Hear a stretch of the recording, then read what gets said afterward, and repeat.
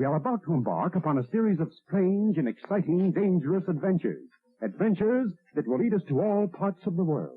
Hello and welcome to another Bad Comic Review. This time we're looking at Devil's Reign Issue 2. This is a miniseries from Marvel Comics in 2021, written by Zdarsky, art by Marco Checchetto, color art by Marco Menyz, letters by Clayton Cowles, cover art by Marco Checchetto with Matthew Wilson, assistant editor Danny Kazem and Tom Groneman, edited by Devin Lewis. We start off shortly after we left last issue, but this time Danny Rand is getting arrested. We get a brief glimpse of Mr. and Mrs. Fantastic in the underwater prison where all the heroes are being kept, along with supervillains from the look of it. Elektra in her Daredevil outfit meets briefly with Kingpin. He knows she's Elektra, and he is blackmailing her with something she did that may have betrayed Daredevil at some point. So she goes off to face off with a villain. The Avengers are hiding out in one of the sub-basements of the Avengers mansion, which really seems like the most obvious place they would go, so I don't know how long that's going to hold up. And some of the Avengers have a talking to a Tony, who last issue announced he was going to run for mayor. Well, they think that that's not exactly a winnable idea, and they need somebody that's a little more man on the street who can relate to other New Yorkers without being just some random rich guy. So they're choosing Luke Cage. He's the only one that's never worn a mask. People know who he is. They trust him. And after the speech he gave last issue, it seems to have inspired a lot of people. Meanwhile, Spider-Man has to face off with both Taskmaster and Whiplash, and he doesn't come out very well for that disaster. Meanwhile, Doc Ock seems to have a plan of his own, and it looks pretty interesting. Overall, I'd have to say this is a really good issue. Problem with the story is that it's focusing on too many people, so you don't get a lot of time with any individual person or duo. It's very vignette oriented, and that can be a bit frustrating. I would have liked to have seen more of the fight with Spider-Man and Taskmaster. I think that would have been more interesting, but they diverted too much attention away from that to the Luke Cage subplot. But overall, I'm pretty happy with the story. It's been pretty fun so far. It's a bit pricey, but the paper quality is a big step up from usual Marvel fare. It's almost like it's an old-time comic book because it had a good story, decent art, and high-quality paper.